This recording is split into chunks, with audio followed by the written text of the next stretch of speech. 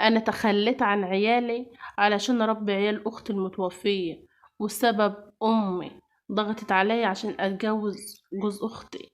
وللاسف اللي حصل لي صعب جدا. انا متجوزة من 12 سنة، عشت مع جوزي ايام صعبة جدا. هي الحاجة الوحيدة اللي كانت صعبة فيه هو كان خاين. كان كل يوم يتعرف لي على واحدة شكل. كنت بستحمل وبصبر وبسكت عشان خاطر ولادي. معايا منه ولد وبنت، بس لدرجة خلاص ما عدتش مستحملة. تعبت وزهقت. انا استحمل كل حاجة الا الخيانة. فهنا طلبت منه الطلاق، فرفض. وهنا طبعا رفعت عليه قضية، وكسبت القضية، وخدت ولادي وخدت كل حاجتي، ورحت عشت مع امي. بابايا متوفي وماما عايشة لوحدها في البيت. طبعا عشت معاها كام سنة، لحد ما في يوم جالنا خبر صعب جدا. جوز اختي اتصل بامي وقال لها تعالي شوفي بنتك في المستشفى. كلنا طلعنا نجري على امل ان اختي تكون حاجه بسيطه، بس للاسف رحنا لقينا اختي توفت بسبب حادثه. طبعا هنا اختي توفت وسابت ولد وبنت، وعاشوا مع ماما. طبعا انا بقى معايا ولادي وولاد اختي. هنا امي ست كبيره كانتش بتستحمل، كانت دايما تتخلق علينا، وكان طريقتها صعبه قوي. بس كنت بستحمل، ماليش مكان تاني اروحه غير. لحد ما في يوم قالت لي ايه رايك تتجوزي جوز اختي؟ اه كويس، اختك كانت بتشكر فيه واديكي شايفاه وعارفاه. قلت لها يا ماما انا مش عايزه اتجوز تاني، خلاص كفايه عليا كده. قالت لي يا بنتي عشان تربي ولاد اختك، بدل ما اجيب واحده غريبه تبهدلهم. قلت لها لا يا ماما مش عايزه اتجوز. طبعا بدات تزن عليا وتلح عليا لحد ما وافقت. كان عدى فتره طلاقي سنتين، كان جوزي كمان اتجوز. هنا وافقت. فأمي راحت قالت طبعا كانت متفقة مع جوز أختي قبل ما تقولي. طبعا هو كان مرحب قوي بالفكرة دي ووافق. بس قعد معانا وماما بدأ يشترط علينا بحاجات صعبة قوي.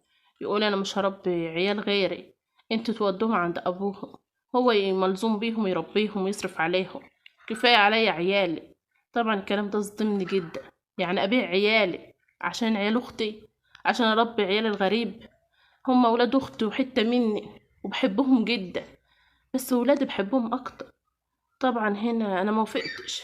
بس ماما بدأت تزن عليا تقول لي يا بنت العمر بيجري بيكي، واتجوزي جوزك اتجوز ورميك انت وولادك، هو مبيسألش عنك. ادوله عياله، ادوله عياله يربيهم، هو ملزوم بيهم. واديك عارفة جوزك برضو عمره ما هيضرهم في حاجة ولا يأذيهم في حاجة. طبعا أنا هنا كنت زعلان قوي من كلام ماما، بس اعمل ايه؟ ماما بطريقتها معايا وحشه قوي وصعبه قوي.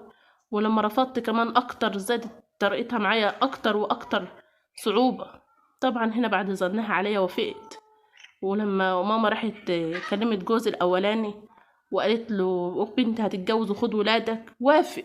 ولا بس بشرط اخد كل حاجتي اللي خدتها مني. ماما قالت خلاص ماشي.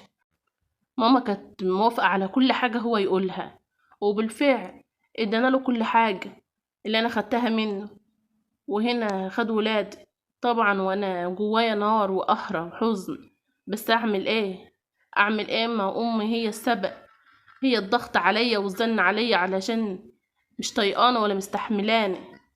واتجوزته ورحت شقة اختي. طبعا انا كنت شايفاها في كل مكان.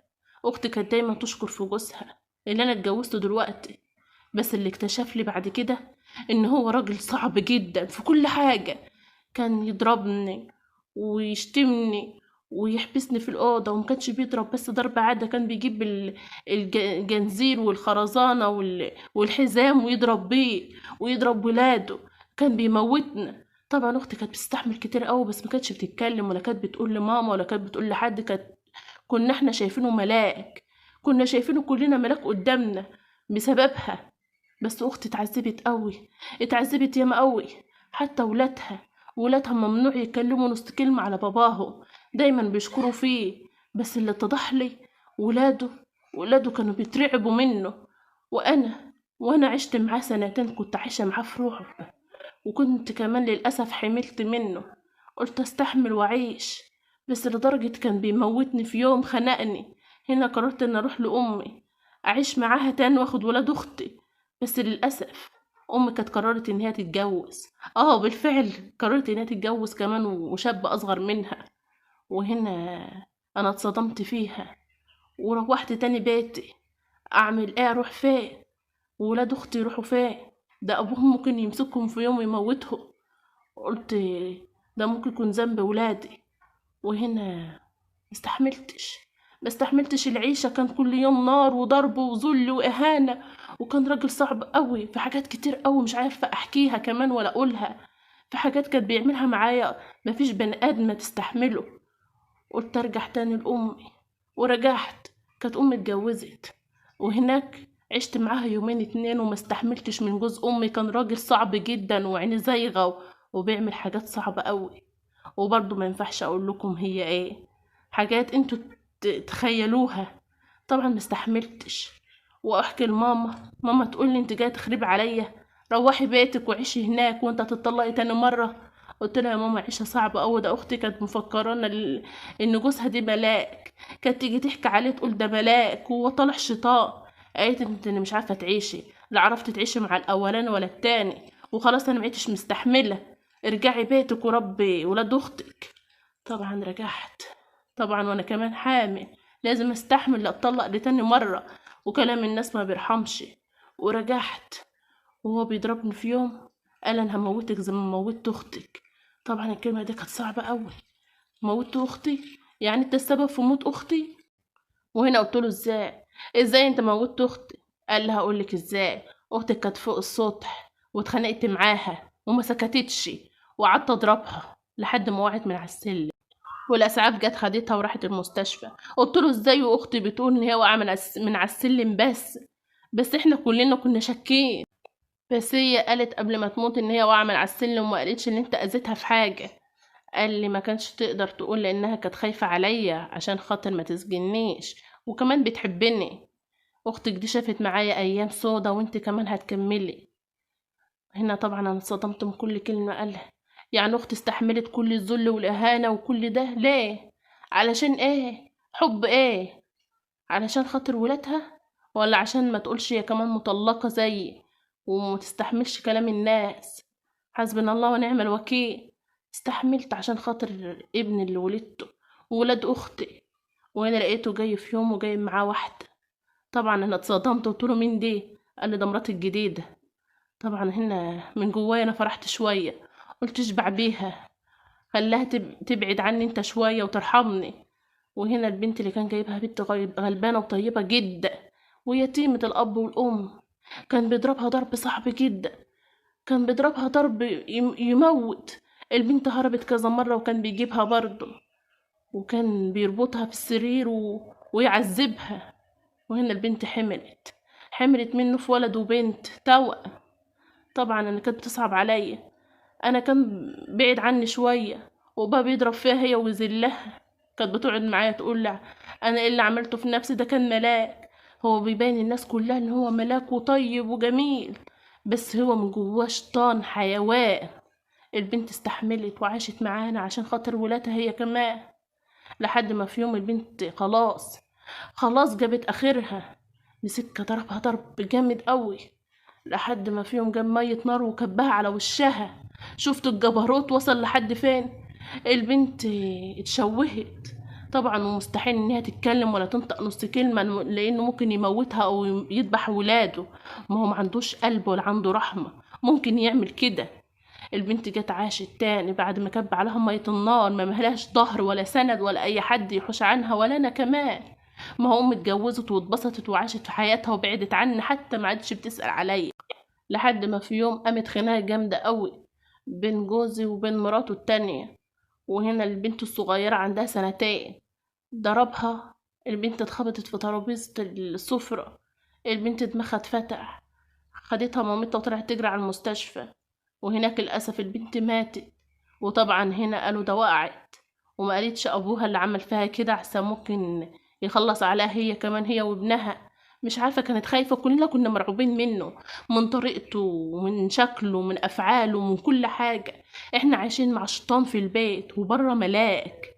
طبعا البنت دفنتها والأم هنا كانت هتموت على بنتها، وأنا طبعا كنت مرعوبة منه أكتر وأكتر. اترعبنا لانه حتى محسش بالندم، محسش ان هو قتل بنته ضناه. هنا فكرت ان هي تنتقم منه، خلاص تعبت وزهقت من العيشة والمرض وكل الذل اللي ذلهولها. كان مريض، كان مجنون، ما كانش طبيعي. هنا فكرت ان هي تتخلص منه. طبعا بدأت تقعد معايا تقول لي انا نفسي في يوم وليلة اصبح الصبح الاقيه ميت. بتقولها بقهر وانا من جوايا بقول يا ريت. طبعا ما اقدرش اشجعها على كده.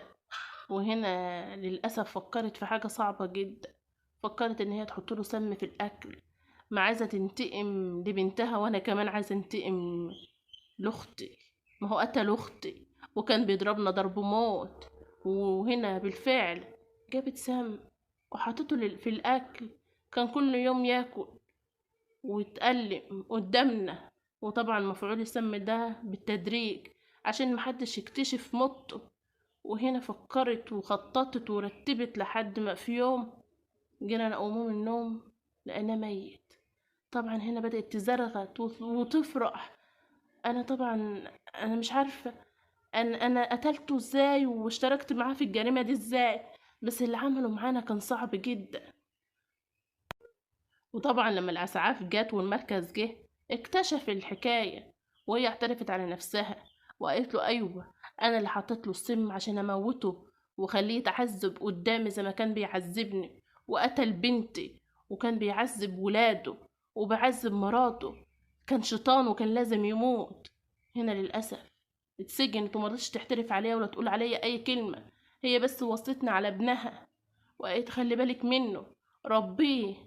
انا عارفة انك جدعة وبتحبيه وبتحبيني، صح اوعديني انك تربيه. قلت لها في عيني. وهنا اتحبست 15 سنة وانا خدت ولاد ورجعت تاني بيتي، ولاد اختي. ورحت لجوزي ترجيته وبوست رجله عشان يرجع لي تاني ولادي في حضني.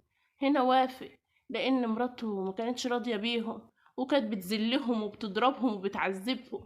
انا اخدت ولاد وولاد اختي وولاد ضرتي وابني اللي جبته من الشيطان، وكلهم ربيتهم معايا في نفس البيت. ونزلت اشتغلت عشان ألاحق مصاريفهم، والحمد لله دلوقتي عايشين كويسين. وأمي بتسألش حتى عليا. ايه رأيكم يا بنات في قصة النهاردة؟ قصة النهاردة صعبة جدا. صاحبة الحكاية للأسف بتحكيها وبتقولي ادعوا لها، معاها 6 أولاد بتربيهم، وادعوا لضرتها لأن بالنسبة لها كانت أخت. ادعوا لها إن ربنا يفرجها عليها. وهل اللي عملته ده صح ولا غلط؟ أنا في رأيي أنت غلطانة من الأول إنك تبيع ولادك عشان ولاد أختك. هما من لحمك ودمك، ممكن كنت خدتهم وبعدت خالص عن أمك وربطيهم، بس هنا أنت غلطت إن بعت ولادك. ربنا يا رب يعوضك ويصبرك على اللي انتوا شفتوه ويصبر ضرتك ويعوضكوا يا رب بالخير. قصتك دي قصة صعبة جدا بصراحة، وفي منها كتير قوي. يلا الحمد لله، حسبنا الله ونعم الوكيل في كل ظالم.